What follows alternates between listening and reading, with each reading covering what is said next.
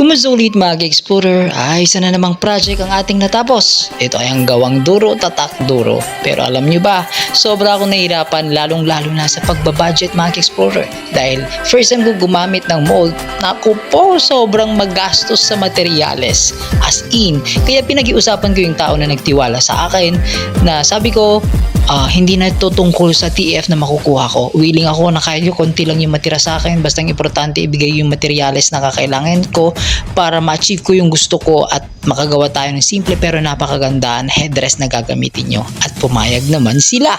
So mga explorer, ito ay isang headdress. Ito ay gagamitin sa isang competition sa isang bayan sa probinsya ng Ilocos Sur. So 25 piraso ito. Naku, ilang beses din dumaan sa kamay ko to. Almost a week din na dumaan sa aking mga kamay sa pagtatrabaho nito mga explorer, pero nakakapagod. Pero after na makita ko yung outcome, worth it pala yung pinagpaguran ko. So it's not all about the money. At least naging masaya ako at na-achieve ko yung gusto ko. So sa mga nagpagawa, good luck sa inyo ha. Maraming salamat.